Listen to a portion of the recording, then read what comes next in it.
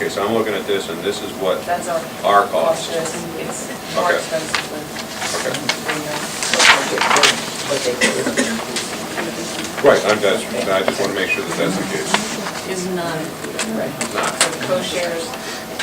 Right, because you're saying, and if I'm reading this right, you're saying 13.2% increase, and it says 7.97. Last year, 7.97. yeah, that was more of a budgeting thing from last year. When we budgeted last year, we weren't accepted into GHDRI, so we were still going with the Blue Cross number. So we're fortunate this year to only see the 8%, 7%. Experience is better. And the experience, is that strictly Jamestown experience, or just is Town and school, and they take a lot of factors into account. And they're very good about coming with the rate and explaining, you know, the big cases and how it's figured and stop loss and, you know, if we know the situation that's no longer, you know, it's been resolved, then, you know, they would take that into account, but it's privacy, it's HIPAA, and they just are leasing it on the school and town combined experience.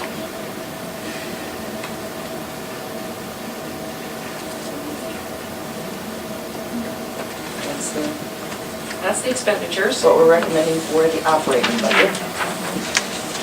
Then, again, to pay for it, we've reduced the general state aid. That's our best estimate at this time.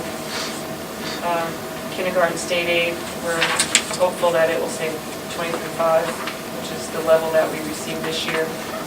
We budgeted, not knowing if we would get the full amount this year, but we did, or so far. Charter school, we received $3,833 towards these 6 students that were allotted. Preschool tuitions, that's $37,500. That's a good number, I feel.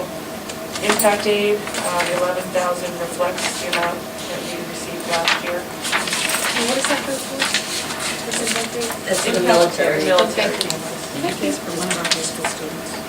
Even though it's at 50. Medicaid reimbursements, we are increasing it. Last year, we received $120,000. So far, we've received half, but we've received over the 45 already. So we're confident that the 90 will be good. And then asking from the town, the $11,176 for $88,000 less than last year. That's the general.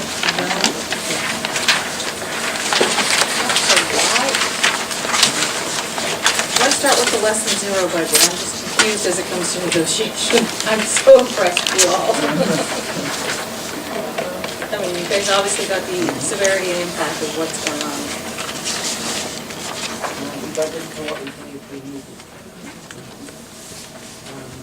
And we didn't know if you wanted to go into the budget and just look at the capital real quick. Did you want to wait till next week? Well, we asked Lou to come so he could, address the capital budget and any questions you may have, and then I doing the technology as well, just so you go home with sort of a general view of it. And Just one thing, looking back and forth between the budget book and here, perhaps you said this earlier, it's not here. Looks like 265 is anticipated for general for state aid. In this handout, and it's 280. It's 280 because the housing is down. So we'll see that on the combined revenue. So page 44 is the capital reserve budget. Section 10. Part-time.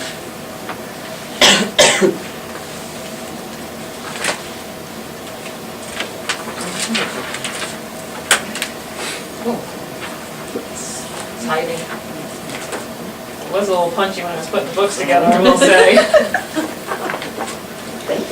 Just a little. I was in Marcia's candy only to. That's what's the. Gotten you through it. Anyway, this is our capital budget, $136,875. Mr. Pitts.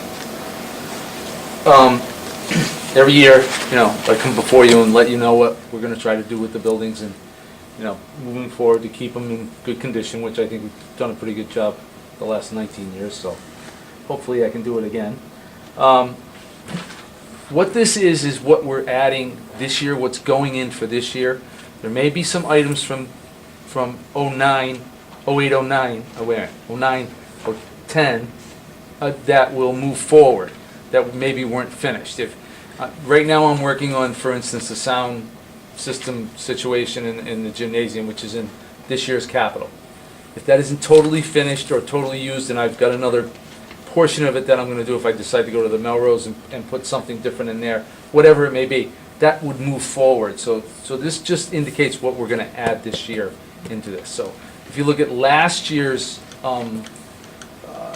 capital, there may be some things moving forward with that, but the ones that didn't get either completed or finished, some portions.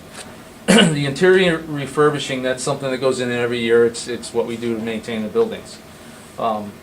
Last year I added an exterior renovation portion of that, where we spent some money on some insulations and some things like that with the exterior of the building.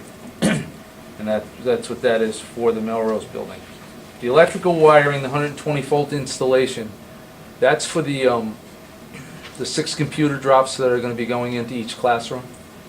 So that's what that is. So that's, each classroom will receive more wiring, which is going to be needed. The computer workstations, those are work areas that are going to be built into the built-in shelving that's already in the classrooms, which will enable us to put the computer up on the existing area, and this will be the keyboard station. And those keyboard stations can be moved up and down depending on the classroom, so the size of the children. That's what that is. And the media wiring is simply low voltage wiring for computers. And that's going to be run in the other building for all those computers that are entering the classrooms now. We're going to have the other ones. Lawn Avenue is the interior refurbishing, painting, carpets that need to be replaced, floors that need to be repaired, things like that, same thing. The room retrofit that you see, and you see that every year, we've been putting that in. What happened when we did all the work at Melrose with the lighting changes, the shading lights that we put in for the some of the autistic and the special ed programs, and then we decided to put it in all the classrooms because the teachers really preferred it, said it really worked. It helps in the office areas too with the lighting, because if you're under this stuff for 8 hours looking at a computer, your eyes are just pulling out of your head. So it has worked. So every year we've been trying to move along with students in this building. Now I'm up to the 6th grade. We need to put the lenses in. Now we're moving into the 7th and 8th grade wing. So you should see that come out in a year from, probably a year from now. Not next year, but the year after that. But until then, and what that is to put in you have to put in 2x4 panels. So all the lighting changes. The entire light changes. So you have to surface mount new lights in order to do it, to put those lenses in and be able to use them. So that's what that's all about. Exterior lighting in this building, something I'm still looking at. I mean, I think we need more, but one of the things that we need to be careful of is light pollution and that kind of thing. So I put a number in there again, trying to see what we can do with something for the outside to make it a little bit more secure, but not, I don't want to shine out into the neighborhood. I really just want lighting that'll go around the building so that that the police could look up and see if anybody were in the building. Yeah. Exterior door replacement. Some of the doors in this building, they take a pretty good beating, and they're about 8 years old. The smaller doors in the courtyard that you see, the front door that door was there when I came to this school. So the door that comes in off the cafeteria, the one that's in the courtyard here, the double door that you see in the courtyard as you walk down, those, they need to be replaced.